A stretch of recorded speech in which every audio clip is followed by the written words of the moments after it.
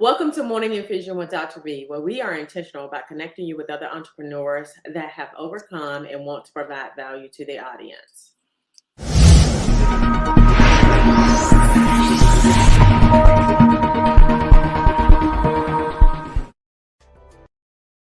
It's Dr. B here, where our coaching program teaches nurses to work from their computers anywhere around the world, making money and owning their own time, building profitable nurse coaching and consulting businesses. So this morning we have my friend, Miss Nadia DuJour. So Nadia, so tell us a little bit about you. So tell us about like how long. So first of all, just give us a brief bio. If someone had to describe you, let's just give us a brief bio of you. So my name again is Nadia DuJour. I'm a registered nurse. I am the owner, operator, um, everything at this point. Not medical, nursing director, marketing executive, all of the things. At my medical spa, located in Marietta, Georgia.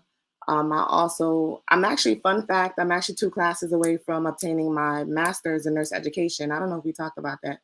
We But I did. have I'm literally I have 2 clinical classes left. I've just been so busy with the spa, so I haven't been able to finish. But I'm a mom, I'm a wife, um, a mom to 2 beautiful children, 3 and 6. I've been a nurse. How long have I been a nurse? I've been a nurse for a little while, y'all. I've been in business for over 4 years. We're actually celebrating our 4-year anniversary this year. Um, I've trained over 300 students on or certified them in like safe clinical skills that maximize results and also how to maximize profits in their spas. I've done some notable things, but that's basically me. Even when it comes to nursing, what made me become a nurse was the fact that I love to help people, and I'm just happy that in my current profession I'm able to still do the same thing, just in a different kind of way. So let's go back to when you first became a nurse. I love all of that. That is amazing. So tell us about when you first became a nurse. Like, did you come out of high school saying, I want to be a nurse? Or how did that roll out? No, so actually, when I first came out of high school, I went to aeronautics. Like, I went to aeronautical school. I wanted to be a pilot. I know that sounds like crazy. I actually went my first semester to Dowling College of Aeronautics out in Long Island. I realized it was very, very expensive, and I wouldn't be able to do what I wanted to. Like, I wanted to fly, not necessarily commercial. I just wanted to learn how to fly.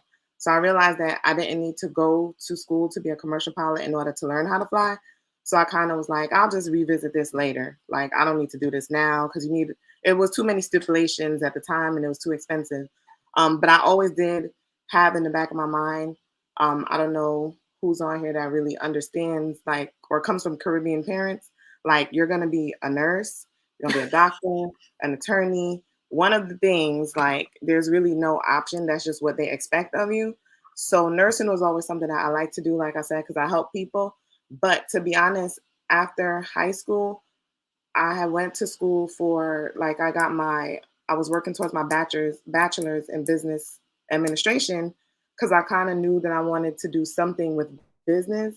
I didn't realize though that a business administration degree, they teach you nothing about business at all, and majority of the professors never even own their own business. So I quickly switched from that. I became like an HR manager and do things like that, whatever. And I'll always get jobs that pay good money. So it kind of, not saying that it deterred me from doing nursing school, but it just wasn't a priority because I was good, if that makes sense. So I made the decision to move to Georgia so I could basically focus on school because I was born and raised in New York. Like, all my family and friends were there. All the things were happening, the weekend gatherings, the get-togethers, my family friends. It was just kind of like distracting and hard for me to stay focused in school because my mind wasn't directly on it. So I was like, well, my lease was up in New York. It was super expensive. It's still super expensive to live in New York. But I was like, let me just try something different. I visited Atlanta. I liked it. I liked the vibe. I liked the people. So I said, maybe this is where I could go. It's kind of like like a little fresh start. Plus, everybody I knew in Atlanta was paid. Everybody I knew in New York was like in their mama basement, roommates, because it's expensive. You can't afford to really live there by yourself unless you're really doing it. So that's how I came to Georgia. Then once I started school, I just, like, how they say burn all ships type of thing. That's basically what Right. I did. So I actually have my real estate license, and I was a real estate investor prior. Like in school, I was like a bottle girl at the drinks and stuff at like restaurants to kind of get by, so I could focus on nursing school. I needed something flexible. I needed money to come in, so I could focus on actually being a nurse, and it actually worked that time. I actually went to school. I just did, I think, to get my bachelor's, since I already had a pre-existing degree. I only needed like 2.5 years at Chamberlain to get my bachelor's. So I did that. I did go back for my master's, but then, of course, my business happened and it just kind of took over my life. So I haven't continued to finish, but we'll get there. I gotcha. I love it. I love how you said that you went to school for business administration to be taught by people who didn't even have their own businesses. So they really couldn't teach you anything about that. So now, once you became a nurse, so kind of where was your start in nursing? How long have you been a nurse? I've been a nurse, geez, I don't even remember. I think like 7 years now, 7 or 8 7 years. years. Mm-hmm. Okay, I wanted to bring up that fact because now you are your own boss. But okay, 7 years you were a nurse, and then you. Well, I'm still a nurse, and I'm gonna do PRN. Well, yeah, no, go ahead. So you're still a nurse, so you still do PRN. Okay. Well, I'm about to do I haven't been, but I'm going to, because I don't want to lose my skills. Okay, that is a 7-year nurse statement right there. If you've been a nurse 30 years, you'd be like, I don't even care about their skills no more. So tell me, so come back, and I want you to tell me where you started out in nursing. So when I started out, I'm not sure who's familiar, if you're familiar with Grady. Are you familiar with Grady Hospital? So when I graduated, I did my my nurse residency at Grady Memorial Hospital in ICU, actually. Not saying I hated it. Let me not say that like on a public platform, but like my jam was more so like ER and trauma, which I was introduced to at Grady. Like, of course, I did my practicum and all of that other stuff at in an emergency room, but it was more like a older hospital. Like I did it at Emory. I'm not sure if you're familiar with them, but it was more like, laid back, whatever. But when I got to Grady, I was like, oh my gosh, like I love this. Like with the head bust open and people come in, need a CPR, and this person like slipped and like split their stomach open from an ATV accident and all this stuff. People getting helicoptered. And I was like, yes, this is what I need to be. So like in ICU, I mean, I liked it, but it didn't resonate with me like the way I had hoped it would. But I always wanted to start in ICU because I feel like those are foundational skills that you need in any type of nursing. Like we save lives. So I wanted to be where people were making, the most impact, saving the most lives. So I started out in ICU. I did my residency there. After that, I transitioned to just ER and trauma. Because while I was in ICU, I would still float to the ER. I would always like volunteer and want to pick up extra hours down there just so I could get that experience. And then I transitioned to ER and trauma, and I loved it. That's basically where I'm at now. You know what? I love, first of all, I think that whenever you are an ER nurse, what happens is that gives you a type of tenacity that you wouldn't normally have outside of the ER. So I love how you went to the ER, and that whole how you were like, I need to do this. That's how I was. Because I was in the ER for about 15 years, and I was like, I love this. I love these people. Like these are my people. So so now tell me, when did you decide that you wanted to go into business for yourself, or did you? I always wanted to do business for myself. So I was doing like my first experience with doing business was in a network marketing company, actually. That was kind of like my first experience with kind of like everything. Like, of course, I had to build a team. I built a team, and then, well, when I say team, as far as like, if you've ever been in a network marketing company, you kind of understand like what's needed for to grow your business. Basically, you have to like get people to work together. You have to get people motivated all the time. You have to get everybody on one accord. So that was kind of like my first experience with business and entrepreneurship. And then I knew my dad was an entrepreneur, but my mom was like a serial learner. So my mom like has 2 or 3 degrees. She's still an educator. Like that's just what she did. So I knew I would be like in between, which I kind of am. As far as like wanting to learn more, and people always like, but I'll be done already. I'm like, no, but see, we different a little bit because I want to be like, Dr. Pierce. You got to, it's gonna have a doctor in front of my name, at some point. But so as far as entrepreneurship is concerned, I tell people that this happened by accident because it wasn't my plan. Like I always say that in my mind, I was like, oh, I want to have a spa one day just because I liked going to the spa, but I didn't think I would have a spa per se. It wasn't like the top of my things to do. The business side of it kind of came by accident Okay, as so tell far us. as me like starting. So basically how I even got into like aesthetics was every time I would go to get my laser hair removal done, the estheticians would always be like, man, if I was a nurse, I'd be an injector. I'd be an injector. Like I'll be learning how to inject and blah blah blah. So I Mhm. went and I actually took a course with a nurse practitioner. She's in Atlanta as well. She taught me how to do like, Botox fillers, how to do nursing aesthetics type of thing. And I really enjoyed it, but I wasn't ready to leave the hospital at the time. So that was kind of like me getting my feet wet, kind of. So part time, spare time, I was doing Botox and fillers while I was an ER nurse. Then I wanted to have surgery because I've always you seen me, you know me, whatever. I'm pretty much like a small frame person, and I've always been like this all my life. And my kids pretty much jacked me up, like They like will. severe diastasis recti, like the stretched out stomach muscles, like umbilical hernia, all like you name it, they did it to me, right? So I was telling my husband when we decided on having a second kid, like if we are gonna have a second kid, like I want to have surgery. And Mhm. then, like we agreed to disagree. Of course, went back and forth. He additionally agreed, like, okay, if this would make you, happy, whatever, we could do it. So then I didn't know that I would be pregnant with my daughter and I would end up like we read these things in school, we treat these people for these things, but like I felt like I had a Charlie horse that wouldn't go away for a couple of days until I couldn't really walk. Come to find out it was a DVT. So I had a DVT in my Oh, leg, and that's actually how I found out I was pregnant. I went to the hospital to figure out what was going on with my leg, and then it was like, okay, so you have a DVT, and congratulations, you're pregnant, and that's probably what caused the DVT. And it was just like a whole bunch of things. So because my pregnancy started out with the DVT, it automatically made me high risk, which means that I had to deal with all of the high risk things. So here I am, an ER and trauma nurse working overnight, 7 to 7, which is why I love you so much because you're the only person that got me up these hours outside of me working at the hospital overnight. So I digress.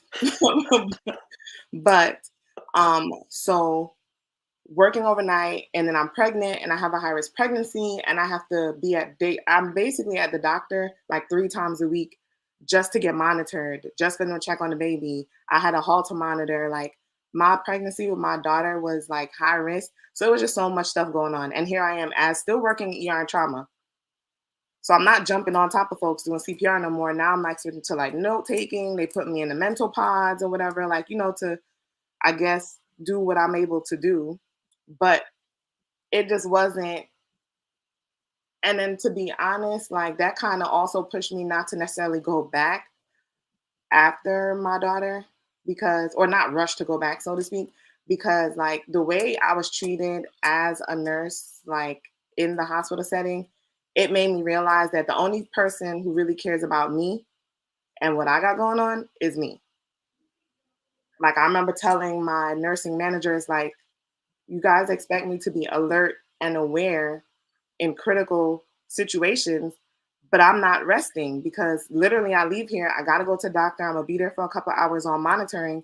I'm getting home, I'm getting things situated for my son, and then I have to come back here. How can I be alert and aware? But nobody cared but me.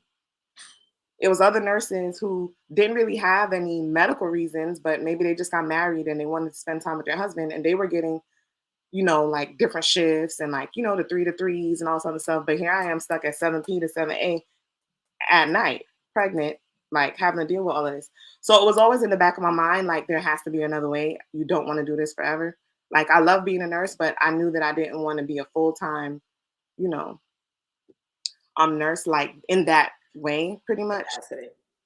Um, and then that's pretty much like where my brain started, whatever. But I was just like, I went back after I had my daughter Um, it was a traumatic experience. She was an emergency C-section. So of course my goal and my dream at the time of doing surgery was like not happening. Like I don't know why people get cut on purpose. My healing was like traumatic. So I was just like, I'm not doing this. Like no surgery. I got to figure out a natural way. So that's how I came across like non-invasive, non-surgical, fat reduction treatments. Um, and I was trained, but the person who trained me didn't let me know that I wasn't a candidate. So she put me in a harmful situation. I was 4 months post just having my daughter. I'm breastfeeding. And with the treatments, a lot of treatments that we do, you get it out through lymphatic drainage naturally. So she didn't tell me that it was contraindicated for me. And I had to figure that out on my own. I literally went home. I was peeing out like orange, dark red, yellow, urine or whatever. And I'm like, what's going on? Like, what did I eat? Whatever. I'm frantic. I looked into it and realized that it was basically the lymphatic drainage, which she should have told me because I had took a class from her. Because in my head, I was like, the class was inexpensive at the time, but she was like an influencer. She had celebrity clients. So I'm like, okay, well, I could just take the class. I'll learn how to do it on myself, type of thing. Told her I just had a baby for a month. She said, oh, you'll be fine. You just need to wear a waist trainer. So I'm like, okay.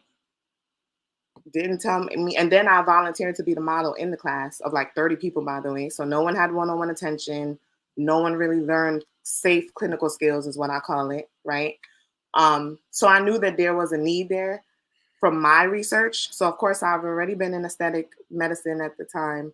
So I just went back to my textbooks, started looking into like, what does the book say about this? Because I knew the book had things about like, plastic surgery, cosmetic surgery. I didn't know if it had something about non-invasive, but it did. And I'm glad that I even had those books, and I'm a somewhat bookworm. So I looked and I'm like, okay, that's the lymphatic drainage. So I'm like, there has to be a safer way. I knew it wasn't for me since I was breastfeeding, but it was safe for my mom. It was safe for my sister. So I tried it on them. They got amazing results, like almost instantly. So I was like, hold up, I might be onto something. Like I might have something. So then my sister and my mom, they started referring people to me, and then people started booking like spa parties and stuff like that. I went to the nurse who I was doing the facial aesthetics with, and I was asking her, did she want to add on like body services or body treatments to her, her roster? And she was like, no, she just wants to keep it facial. So I said, okay, no problem. So I was doing like spa parties and stuff on the side. And then like literally my book of business just kind of grew from there. And then rewind a little bit more. So my sister had moved from New York, and the business aspect, I would have never started a business if my sister didn't need a job. My sister was here. She needed a job. So I was like, okay, to help her out, we could probably do this. Like, I basically have this new skill that gets results. She knew how to do lashes. I'm like, let me help you. At this point, I was still on like maternity leave. So I was like, well, I could help you, and we could just grow something in the meantime until you find a job. I did not know that it would have took off the way it did. So that's that. I Hope that love it. time on that. That is an amazing story. And I love, so Joy said, I'm really appreciating your transparency. And she says, I understand completely. One of the things that I know that you just said about, when you were leaving or whenever you were in the emergency department, them not respecting you. And I think that that's one thing that nurses have to turn around. What would you say to a nurse who feels kind of disrespected like you felt? So I know, how some people say don't get mad, get even kind of thing. Like another fun fact. So at my medical spa with my current location, which is our flagship location, my nurse manager actually ended up being one of my clients, but she didn't know that I was the owner. So my team had taken care of her. I seen this lady. I'm like, she looked familiar, and I seen her. She had on like dark blue scrubs. And I was saying basically, like, she looked familiar. So then I had looked in the thing. I had asked my team, and it was like, oh yeah, like she's been coming here. Whenever I looked in the thing and I see her name, I was like, that was my nurse manager. And here she is at my establishment, faithfully getting services. I think she figured out it was mine though that day, because I had like I had briefly had passed her, whatever, in passing. She didn't come back after that. That's okay. That's okay. You treated her well while she was there. God worked it out that way. He did that on purpose so they could see, like, It's okay. It's okay because now you treated her well while she was there. Your team Of treated her course. well. So, at the end of the day, it's a Because I it, always check in on people. So it was just me doing my check-in, like, hey, how's everything? Like at my spa, we kind of have like a thing of being like we treat them as guests. So I don't treat my customers, so to speak, as customers. I treat them as if they were guests in my home. So I'm normally like, checking on them like, hey, you need anything? You need some water? You need, whatever. Like, are you experiencing results? How are you feeling? Blah, blah, blah. Like, I'm normally like checking in. So it was on one of those kind of like check in. Like, I was like, hey, you need anything? At this point, it was still kind of during, deep in the pandemic. So everybody had on masks. So that's the reason why I was like, she looked familiar, but I couldn't really put a face on it because she had on a mask. All I saw was the scrubs. So then I was like, you need anything? She's like, no, I'm fine. Everything is perfect. Da, da, da. I was like, okay, cool. And then I had told my team at the front, I was like, she looked familiar. Like, what's her name? And I saw her name and realized she was my nurse manager. Gotcha, gotcha, gotcha. Well, there you go. So now tell us about the awards that you have won as a result of being in this arena because you're really winning. So go ahead, tell us Thank because you. we want to brag on you. We want to brag on you. So we are 5-star Google rated, not with just a couple, but almost 200 5-star Google reviews, all 5-star Google reviews. We have nothing less. Um, were inducted into the Spa Hall of Fame in 2021 through the biggest Black spa organization in the world. And then I just won Best Medical Spa through Best of Atlanta, which is a big publication out here. So that's just to name a few. I've been like a Spa Millionaire panelist for the past 2 years at the Black Spa Expo. And yeah, that's just like to name a few. Those are the ones that I'm most proud of. You know what, Nadia, I do have to say, so I just want to tell everybody that Nadia is so unsuspecting. Like she'll roll up on you and she'll start talking to you, and then you don't know about all this. Like we've probably known each other a little bit now since September of last year, maybe was when we met Mm-hmm. at a conference. Mm-hmm. And no, That's the thing. I hope y'all pick that up. We met at a conference. This is where bosses meet. This is where nurses meet. You should never miss the opportunity to be in a room that you qualify for. that's right. That's right. I love that. Now, go ahead. Now, put that out there. And so, but so unsuspecting because when we met, you didn't tell me all that. And granted, I'm okay with that. But then we met again at another conference. And when we got to that conference, I still didn't know all this. And so I didn't know this until you sent your bio for the show. And I was like, oh, Nadia doing some big things out there in Marietta, Georgia. Are you still in Marietta, correct? I am. And the thing is too, like, and I don't tell, and the reason maybe why, like, I don't lead with that because none of the things that I've accomplished, I feel are really about me. It's Okay. more so to show people that if I can do it from where I come from, not saying like thing, but like I say sometimes jokingly to like, my friends, like, I'm just a little black girl from Brooklyn. Like the fact that I had a guest last night telling me at my spa, basically like you same thing with her. She was saying she didn't even know all of this stuff either, like some of the stuff. And she was just like, oh my gosh, I have so much more respect for you now. And she was like, you gotta tell people these things. I say, yeah, but I'm focused on like creating an impact, even if that means I'm behind the scenes and I'm not necessarily like in your face, because I just want to know that what I'm doing is good. You know what I mean? Like I'm doing whatever I'm doing with excellence. It's not about putting on a show and all this other stuff. The only reason why I even share these things is not like to impress anybody, but more so just to impress upon everyone that if I can do it, you can do it too. Again, being a wife, a mom, like I have all these different things that I'm juggling. The reason why I'm succeeding and doing well is because I did not quit. Like whenever I'm feeling some kind of way and I'm feeling like I want to give up, I literally just go to my spa and then I'm like, I don't know if we could cuss on here, so I'm not gonna cuss, but I'll be like, you did this. Like, you really did that. Like, I'll be hyping myself up. I'll go into the spa and be like, you really did this. Like, it's easy to forget when you don't keep your goals and what you're trying to accomplish in front of you. So that's kind of like my strategy on. I've had people ask me all the time as well, how do you stay motivated? That's how I stay motivated. I just keep what's important in front of me. The consistency. the consistency and the show up rate, because you show up, right? Like you said, the conferences and the fact that you're showing up for your business and you're showing up for your children, and you're showing up for your husband. And so it is amazing. So where can people find you in Marietta? So we are located off of Windy Hill Road. It's off the major highway, Highway 75, not too far from 285. I'm like 15 minutes from downtown Atlanta. Off of Windy Hill Road, right across the street from the Chick-fil-A. Everybody, if you're familiar with Marietta, you know where the Chick-fil-A is. I'm around the corner from the Brave Stadium, around the corner from Cumberland Mall. I could be found at Supreme Body Studio on Instagram.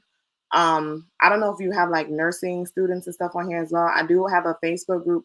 Another fun fact, I started a Facebook group when I was studying for my boards that ended up like blowing up basically. And I have people from all over the world, pretty basically, who we were like studying together. But I still leave. I'm not actively in the group now, obviously, because I don't have the time to manage it.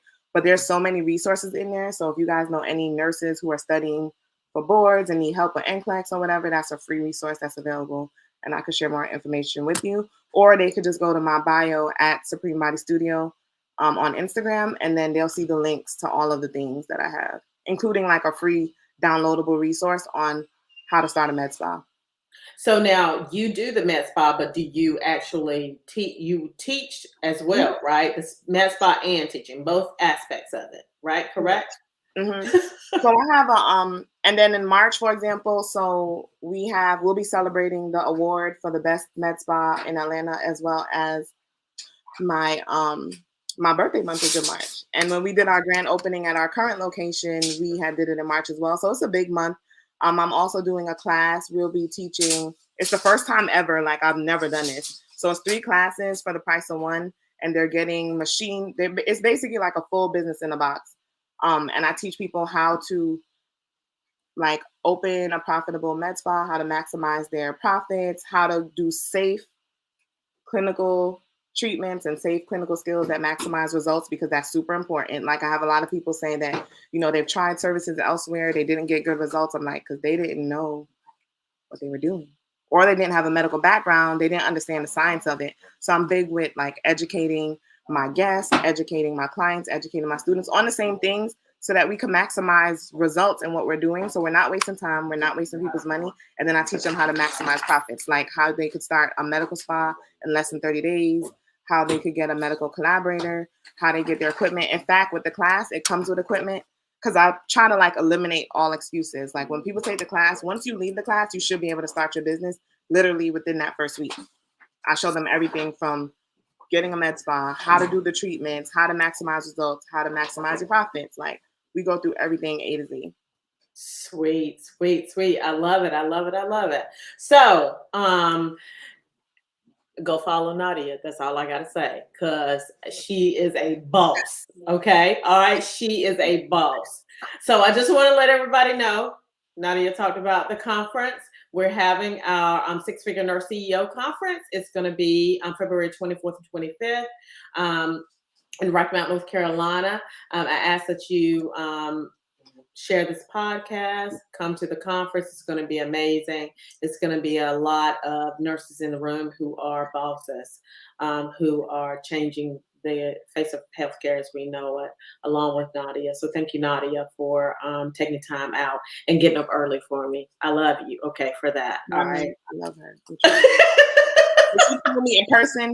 I said, "What time is it?" She said something. And I'm like, "Ooh, I had to be up that early." And that's another thing too that I want to share, because people always try to make themselves do things that aren't them.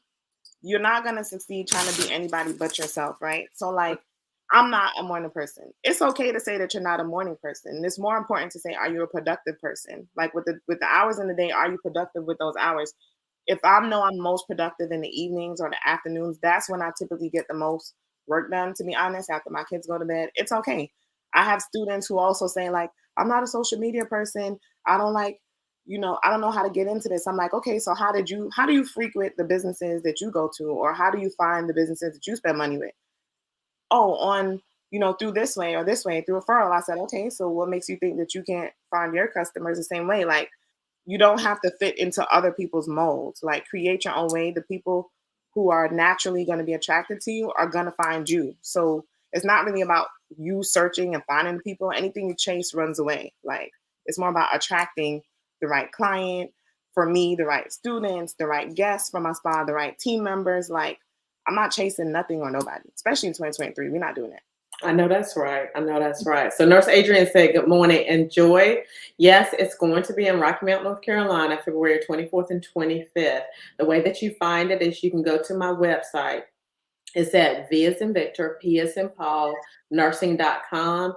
And you can register to come, because if you want to free up your time, because just like Nadia talked about, at the end of the day, you want to have the ability to be able to work on your own and free up your time so that you can be there for your family, whoever you want to be there for. It's a really a different game that we're playing out here. So, and we're changing the face of healthcare as well. So, anyway, that's it. You guys have a phenomenal rest of your day, and thank you, Nadia, for showing up early.